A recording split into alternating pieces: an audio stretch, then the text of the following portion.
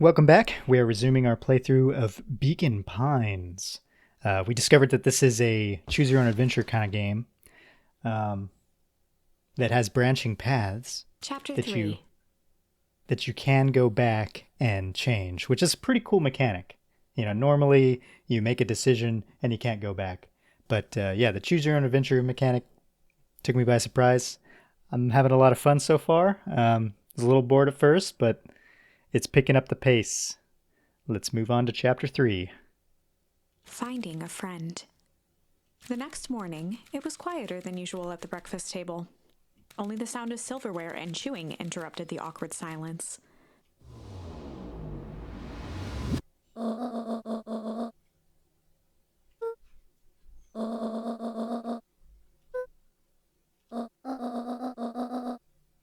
Don't ask, Gran. Don't ask.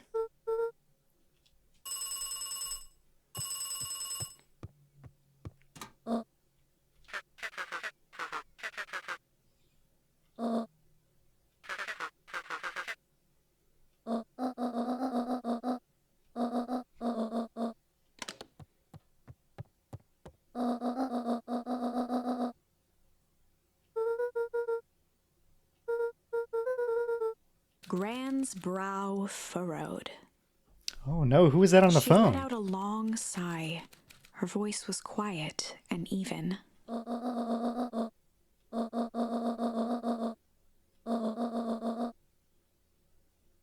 She knows something, doesn't she?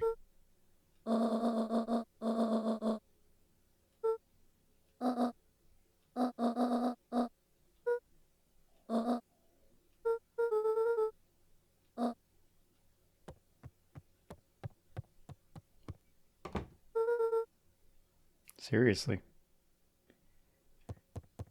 Okay, Luca. What are we gonna do around the house? We already investigated everything, so there's like nothing to do. I don't even have a quest yet. What if I left the water running and the fridge open? I'm a menace. A menace, I tell you. There's nothing out here in the garden to look at. La la la la la la la la. La la la la la. Okay, okay. A We'll faint close it. electronic sound floated in the air. What the? Oh, it sounds like Morse code coming from our walkie-talkies.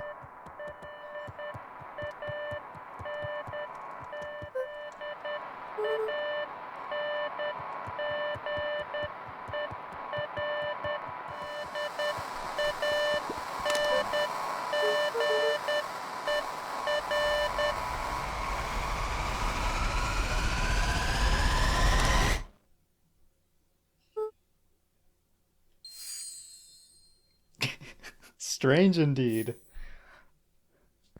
And disturbing. I like how it's all scary and then there's this whimsical little strange. Oh, right there. Oh, it's gotta be Rolo.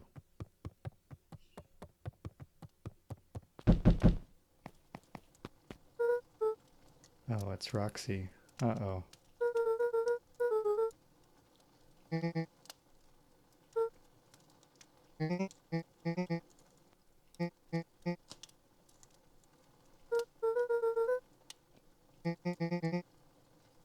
What? A pit formed in Luca's stomach.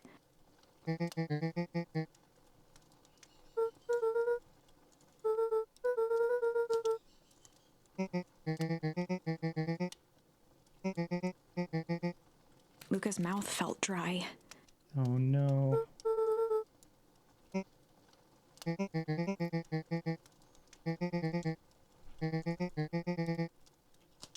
Luca In could the feel his library. heart beating in his. No!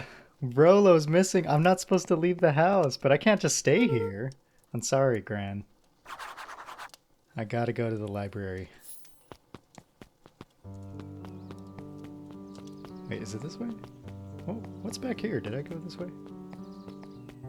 Oh, this is the cemetery.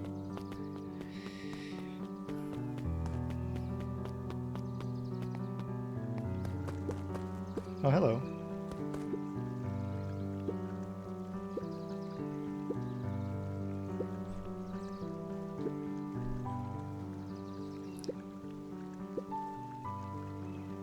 I was like, clipboards? Who's clipboards? Oh, it's the guy with the clipboard.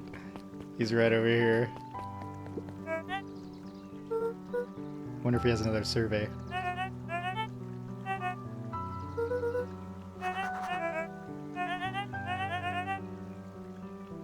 Wait, he has a twin brother?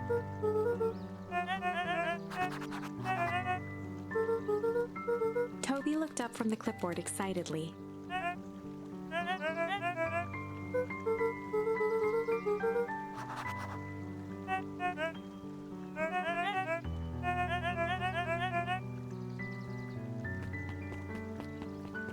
There's something mildly unsettling about his questioning nature.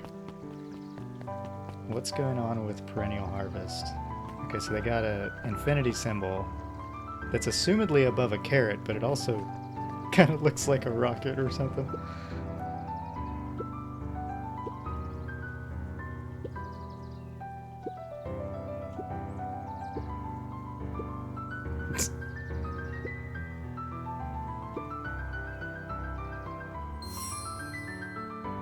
Tender.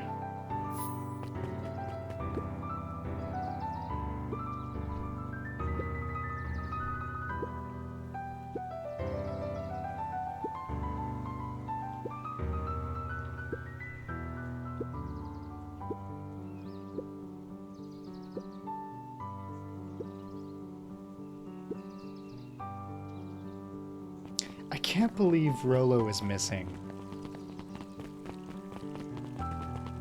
Gosh. Oh no. Mayor.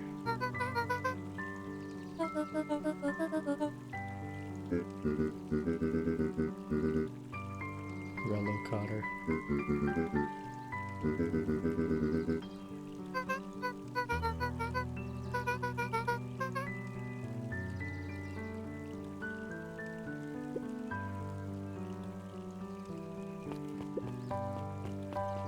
Is the library this way? No, that's the diner. And the newsstand. Beacon, the town hall. But the library's down here. Oh yeah, here's the history museum.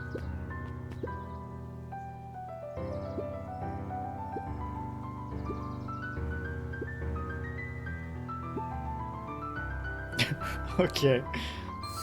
A little poetic cling. Man, I'm curious about all these words, how they're going to be used. We all know Beacon Pines is a great town. What you may not know is great towns grow from mighty roots. And that is why you cannot tell the story of Beacon Pines without telling the story of one Sharper Valentine. Young Sharper's keen intellect and strong moral fiber led to a grand vision. A vision of a community dedicated to a better tomorrow. In his own words, a better tomorrow is within our grasp, but it requires a singular mind to harness it. Lucky for us, he decided to grow that vision here, in Beacon Pines. And how does one grow a better tomorrow? With fertilizer, of course. Valentine's Fertilizer Company became the lifeblood of a town yearning for purpose. But then tragedy struck, a scientific experiment gone wrong. An accident which took Sharper away from us far too soon. To this day, we struggle to pick up the pieces. But one foul harvest isn't enough to stop the people of Beacon Pines. The spirit of Sharper Valentine lives on. It lives in the hearts of everyone with a dream for a better tomorrow. Together, we will follow his example and grow a bountiful future. Paid for by the Valentine family and the Valentine Fertilizer Capital Reverence Fund.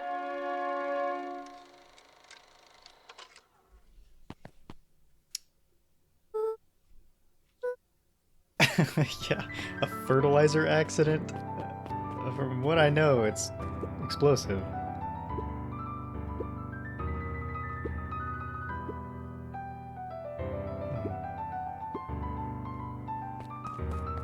But... No! Oh my gosh. I didn't know I would get a word for that. That is nefarious. Okay. Man, where is the library? What? Leaves. Maybe I'll ask this lady if she's seen Rolo.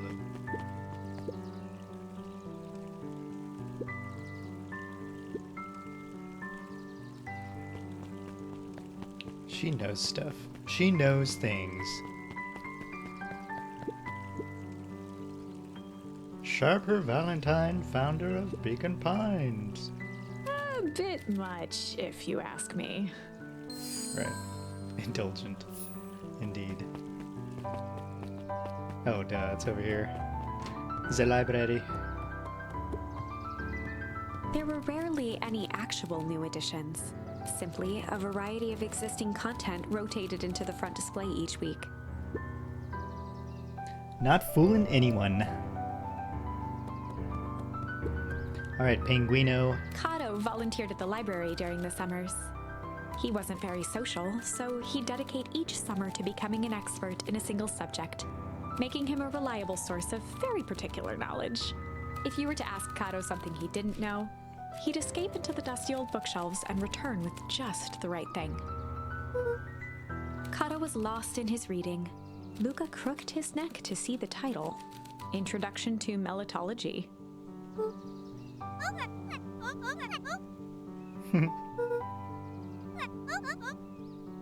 He gestured to the shelves.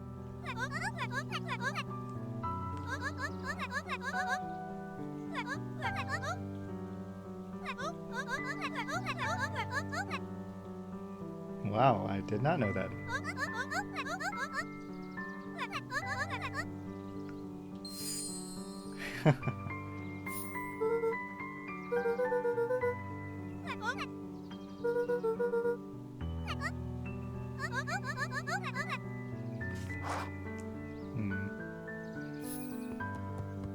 Kato is cute.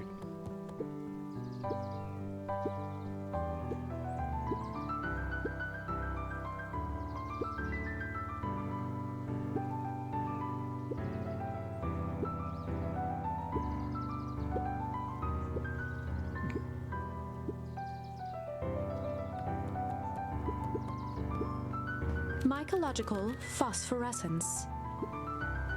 Mushrooms.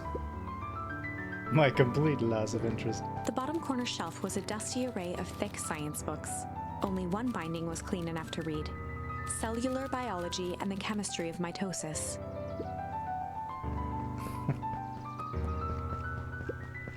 The entire top level of the library was devoted to comics, most of which were Hank Atomic and the myriad of lesser revered spin-offs.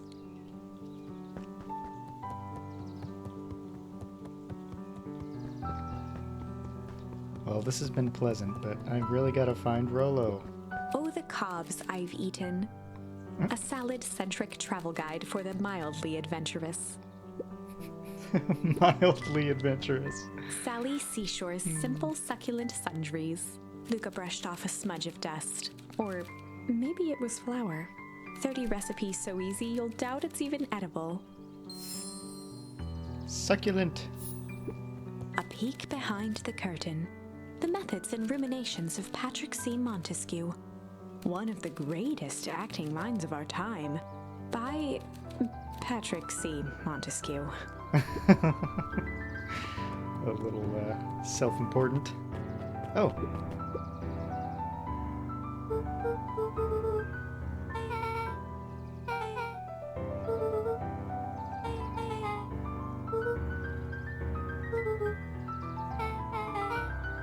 Beck's family moved often, giving her little time to establish any real connections. She would tell you she prefers it that way.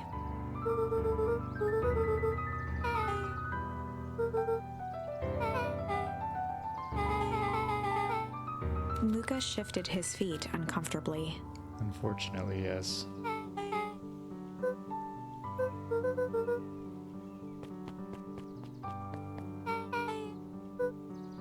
Beck pulled a coin from her pocket.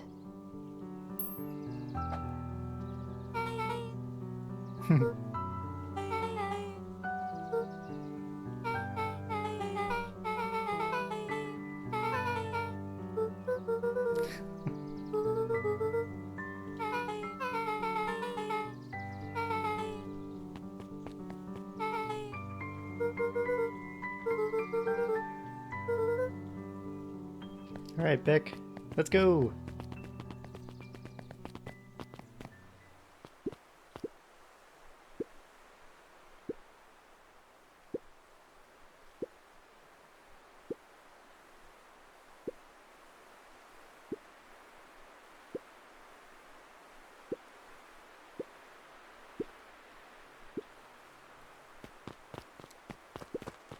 Luca peeked up at the beehive.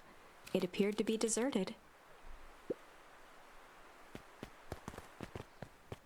If the bees are gone, that is a bad sign. After the foul harvest destroyed their wealth and reputation, the Valentines shuttered off their estate from the rest of town. The Valentine mansion loomed over every other building in town, both figuratively and literally.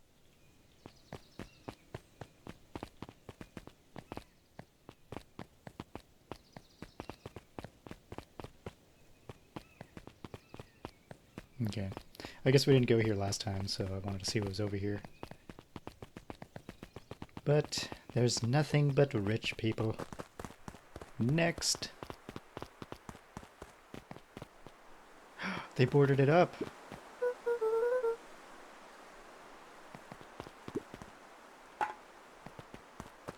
Ha!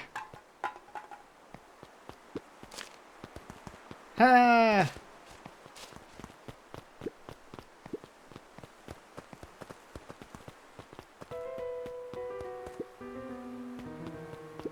Luca felt a chill as he approached Beck. Her eyes were locked on the strange green liquid. The nearby grass was coated in a fine layer of frost.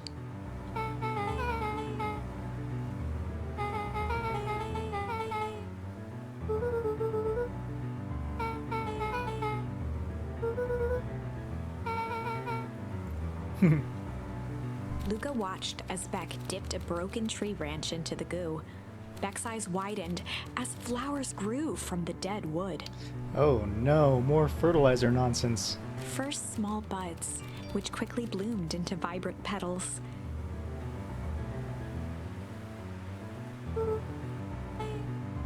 As quickly as they had grown, the flowers began to shrivel and turn gray.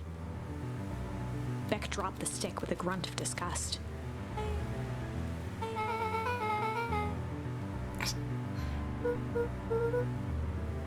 Great observation, Beck. Oh my gosh, I can even tell his voice.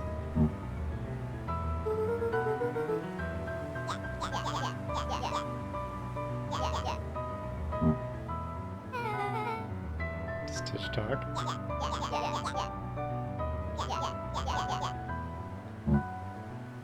Oh.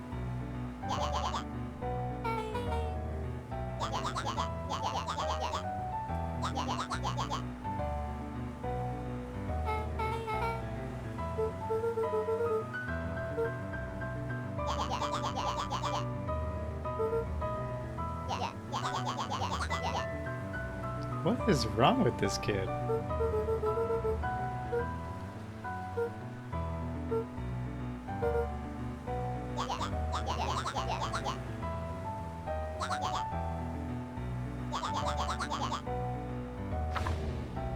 Okay. Iggy took a step towards Luca, his sneer lit by the glowing puddle.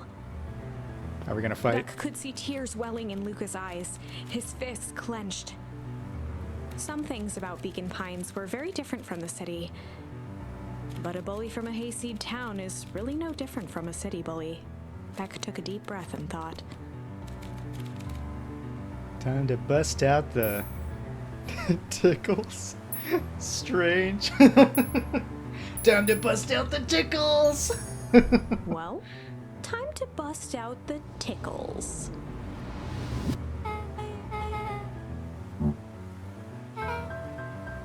Beck lunged forward and began to tickle under Tish's arms.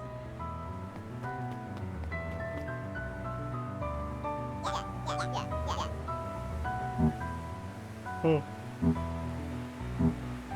Tears began to form in Tish's eyes as she gasped for breath between gales of laughter. Beck redoubled her efforts until Tish finally had had enough. Scared her away with tickles. Iggy's eyes darted around, a realization dawning on his face that he was now outnumbered.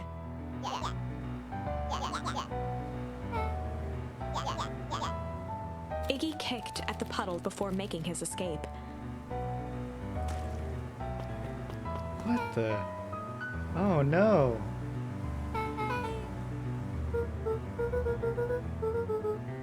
Beck shook the ooze out of her hair as best as she could.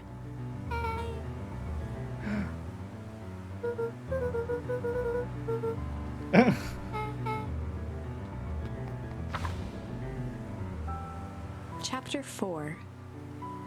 Dang, we're already at chapter 4.